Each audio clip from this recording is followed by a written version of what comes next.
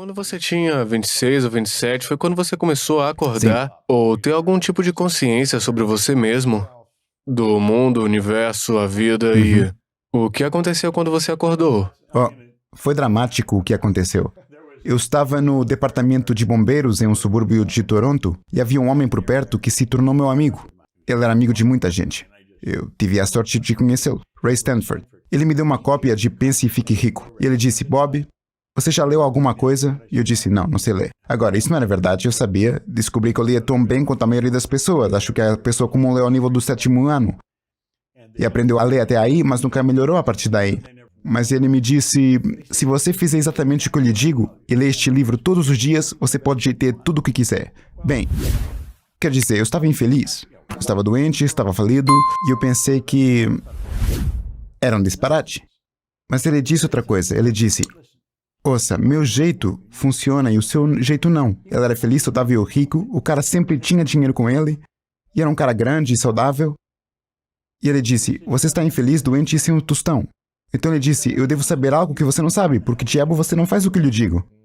Bem, eu acho que algo fez um clique. Agora as pessoas estavam tentando me contactar. Eu quando tinha 26 anos de idade, e desde que eu era criança ninguém o tinha feito. Então, eu comecei com o que ele me sugeriu. Ele disse, bem, o que você realmente quer? O que eu queria era algum dinheiro. Eu na época ganhava 4 mil por ano e devia 6 mil. Se eu tivesse pago tudo o que ganhei durante 18 meses, eu mal teria saldado a dívida. Era uma situação impossível. Somente olhava o que estava lá. Eu não conseguia ver além disso. Então foi isso que o tornou impossível. E ele disse, escute, escreva o que quiser em um cartão. Agora eu tenho um cartão dourado no bolso. Tenho carregado um desde então. Ele disse, escreva o que quiser num cartão, você pode ter tudo o que quiser. Ele disse, o que você realmente quer? Eu disse, eu quero algum dinheiro. Pensava que se tivesse dinheiro suficiente, todos os meus problemas iriam desaparecer. Todo mundo me ligava, onde está o dinheiro? As pessoas a quem eu devia dinheiro estavam sempre atrás de mim. Por isso eu escrevi que queria ter 25 mil dólares. Se eu tivesse reunido todas as pessoas que conhecia na época e colocado todo o dinheiro dela junto, não teríamos conseguido 25 mil dólares. Provavelmente não teríamos conseguido 1.000. Era uma quantia enorme de dinheiro. Foi uma loucura.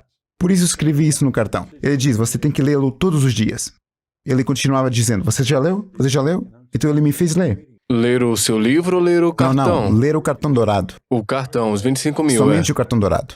Leia o cartão dourado. Estou tão feliz e grato agora que tenho 25 mil dólares. E eu aprendi algo muito importante com isso. Antes só pensava em dívidas porque as pessoas sempre me telefonavam. Quando você vai me pagar de volta?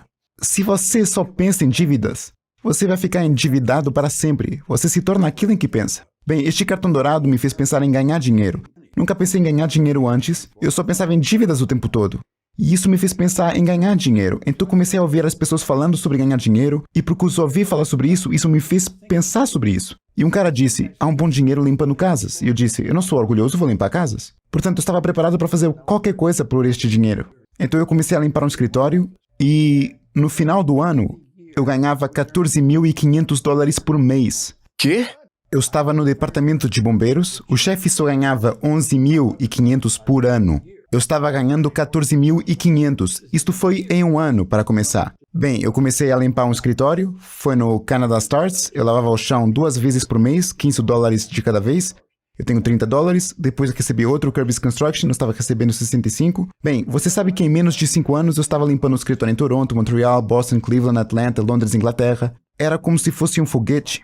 E estava ouvindo as gravações do Earl Nightingale, eu estava lendo Pense e Fique Rico, e todos os limpadores estavam estudando a mesma coisa que eu estava estudando. Bem, nenhum de nós sabia muito sobre limpezas de casas, fazíamos um bom trabalho quando limpávamos. Mas se alguém me perguntasse o que eu estava fazendo, eu lhes diria que estava limpando escritórios. Foi quase acidental o que eu estava fazendo. Eu poderia estar vendendo tapume de casa. Importava. Foi o que eu estudei. O que eu fiz foi fazer com que os outros o estudassem. E eu fui muito irresponsável. Eu estava ganhando todo esse dinheiro, eu ganhava mais de 1 milhão por ano. Eu estava morando em Londres, eu ia ao Playboy Club em Park Lane e jogava roleta. Eu nem me importava se perdia, e quase nunca perdia, quase sempre ganhei. Eu parecia saber onde estava o dinheiro. E então um dia pensei, isto não é muito responsável. Eu não sei que diabos desencadeou isso na minha mente, mas eu pensei, como é que isso aconteceu? E eu não sabia como minha vida havia mudado tanto, mas havia mudado drasticamente e em pouco tempo. Eu tinha sido educado com a ideia de que para ganhar muito dinheiro é preciso ser muito inteligente. Eu sabia que não era muito inteligente, por isso achei que não era verdade. Fui criado para acreditar que para conseguir um bom emprego você tem que ir à escola. Bem, eu não tinha ido à escola, eu não tinha um bom emprego, eu era dono da empresa inteira. Então eu pensei, isso não é verdade. Então eu comecei a me perguntar sobre todas essas coisas em que eu acreditava, são ou não são verdadeiras. E depois, tive que descobrir o que aconteceu. E não consegui descobrir. Levei 9 anos e meio para descobrir o que eu realmente fiz. Como você chegou onde estava. Sim, antes de eu começar isto, você estava falando de mentores. Acho que eles são essenciais na vida. E quando olho para trás, tive a sorte de estudar com algumas pessoas absolutamente brilhantes, quer dizer, gigantes. E qualquer sucesso que eu tenha tido é porque tive uma grande orientação. E começando pela primeira, diz, faça exatamente o que eu lhe digo até descobrir que estou mentindo ou não sei do que estou falando. Então, essa é uma regra que eu segui. Quando eu escolho uma pessoa como mentora, faço exatamente o que ela me diz até descobrir que ela está mentindo ou que não sabe do que está falando. E eles não mentem, sabem do que estão falando. Por isso tive uma grande instrução em minha vida. E ela funciona. Quem foi o mentor mais memorável para ti? Bem, Ray Stanford, antes de mais, mas todos eles são muito importantes. Sim, diferentes maneiras. Earl Nightingale, enorme. Comecei a estudar suas gravações e depois quis trabalhar com ele. E eu vi que ele tinha distribuidores. Então me tornei um distribuidor. Por fim, desisti do meu negócio. Eu estava disposto a pagá-los para me deixar trabalhar lá. Eu queria trabalhar com ele, porque sabia que se pudesse trabalhar com ele, eu poderia observá-lo, eu poderia ver o que ele estava fazendo. Eu podia pensar o que ele estava pensando. Porque ele era um gigante em minha mente. Quer dizer, Earl Nightingale e Lyle Conant começaram literalmente o desenvolvimento pessoal como o conhecemos hoje, de forma gravada. E ele o iniciou neste disco, Strangest Secret.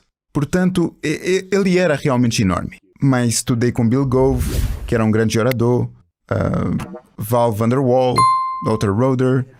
Tive mentores fenomenais. A maioria deles são pessoas que você não reconheceria seus nomes, mas eles eram gigantes no que faziam.